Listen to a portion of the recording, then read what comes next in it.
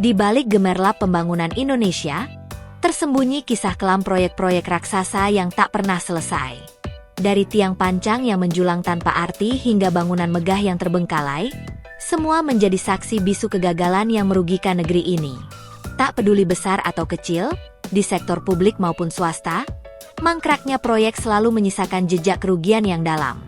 Kini, di era pemerintahan Presiden Prabowo, beberapa proyek beranggaran fantastis justru terhenti dan terlantar alias tidak dilanjutkan karena berbagai alasan. Apa saja proyek besar yang kini menjadi monumen kegagalan di tanah air? Mari kita kupas satu persatu dalam video berikut ini. Jakarta Monorail.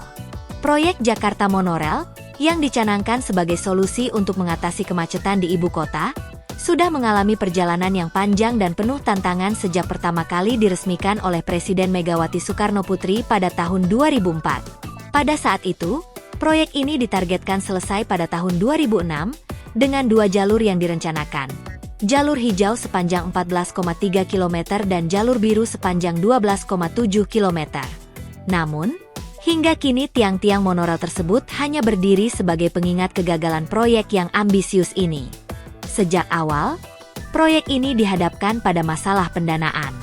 Pada tahun 2008, PT Jakarta Monorail sebagai pengembang dilaporkan mengalami kebingungan besar terkait pendanaan, dengan nilai proyek yang awalnya diperkirakan mencapai 450 juta dolar Amerika atau sekitar 3 triliun rupiah. Kini, jika dihitung dengan inflasi, nilai tersebut melonjak menjadi sekitar 4 triliun rupiah. Gubernur DKI Jakarta saat itu, Fauzi Bowo, memastikan penghentian proyek pada tahun 2011 setelah PT Jakarta Monorail meminta ganti biaya investasi yang tidak dapat dipenuhi oleh pemerintah. Dengan munculnya pemerintahan baru di bawah Presiden Prabowo, ada rencana untuk mencabut tiang-tiang pancang yang dianggap merusak keindahan kota. Hal ini menunjukkan bahwa pemerintah telah kehilangan niat untuk melanjutkan proyek ini. Meskipun ada upaya sebelumnya untuk menghidupkan kembali proyek ini di bawah kepemimpinan Gubernur Joko Widodo pada tahun 2013, semua harapan tersebut sirna ketika proyek kembali dihentikan oleh Gubernur Basuki Cahayapurnama alias Ahok pada tahun 2015. Kini, tiang-tiang monorail tersebut menjadi simbol kegagalan infrastruktur di Jakarta dan menimbulkan pertanyaan mengenai masa depan transportasi publik di ibu kota. Jembatan Selat Sunda. Jembatan Selat Sunda merupakan salah satu proyek infrastruktur paling ambisius di Indonesia, yang bertujuan untuk menghubungkan pulau-pulau besar seperti Sumatera, Jawa, dan Bali. Ide awal pembangunan jembatan ini muncul pada tahun 1960 oleh Profesor Sediatmo dari Institut Teknologi Bandung sebagai bagian dari rencana lebih luas untuk meningkatkan konektivitas antar pulau. Proyek ini diperkirakan memerlukan anggaran sekitar 250 triliun rupiah. Namun hingga saat ini, belum ada presiden yang berani mengambil langkah signifikan untuk merealisasikannya. Sejak ide awalnya, proyek ini telah mengalami berbagai penundaan dan ketidakpastian. Pada tahun 2007, pemerintah memberikan lampu hijau untuk pembangunan. Tetapi pada tahun 2014, di bawah pemerintahan Joko Widodo, rencana tersebut kembali ditunda. Beberapa faktor menjadi penghalang, termasuk kebutuhan untuk mengembangkan infrastruktur di Pulau Sumatera terlebih dahulu agar dapat mendukung keberadaan jembatan tersebut. Proyek Garuda Raksasa Cilengsi. Garuda Raksasa di Cilengsi, Bogor, adalah contoh nyata bahwa ambisi besar seringkali tidak diimbangi dengan perencanaan yang matang. Proyek ini diinisiasi oleh Presiden Soeharto pada tahun 1995 dengan tujuan membangun pusat hiburan dan pariwisata mewah di atas lahan seluas 144 hektar. Pembiayaan proyek ini berasal dari dana Jam Sostek yang merupakan potongan gaji para pekerja. Namun hingga kini proyek tersebut mangkrak meski nilai anggarannya tidak disebutkan secara pasti. Proyek yang dikenal sebagai Geraha Garuda Tiara Indonesia atau GGTI, ini awalnya dirancang untuk menjadi tempat penampungan atlet selama SEA Games 1997 di Jakarta. Dengan arsitektur unik yang menyerupai burung Garuda, kompleks ini direncanakan memiliki berbagai fasilitas, termasuk hotel, ruang konferensi, dan area olahraga. Namun, Pembangunan yang dimulai dengan semangat tinggi terhenti pada tahun 1998 setelah 80% selesai, seiring dengan jatuhnya rezim Soeharto.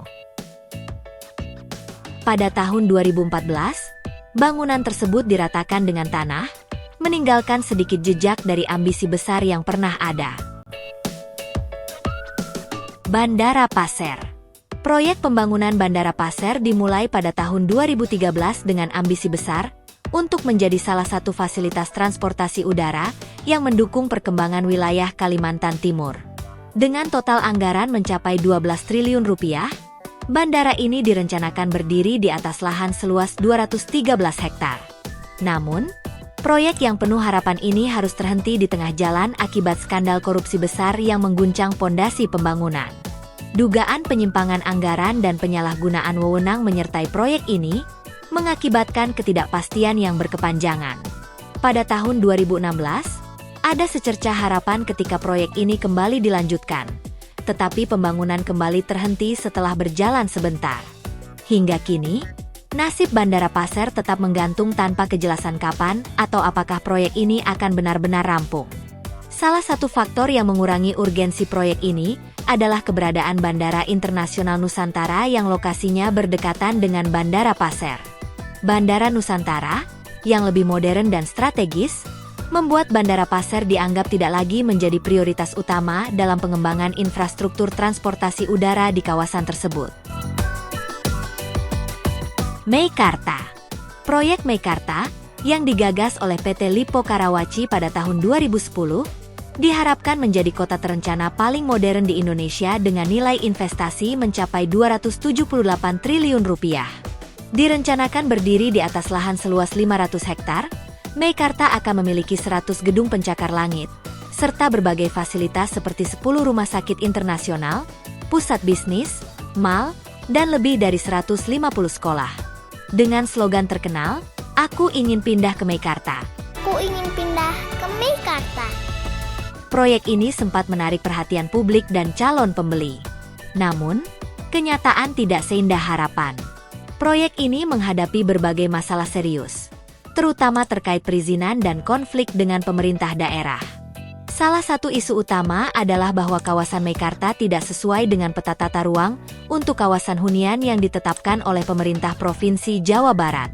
Sejak peluncuran resmi pada tahun 2017, progres pembangunan Meikarta mengalami stagnasi.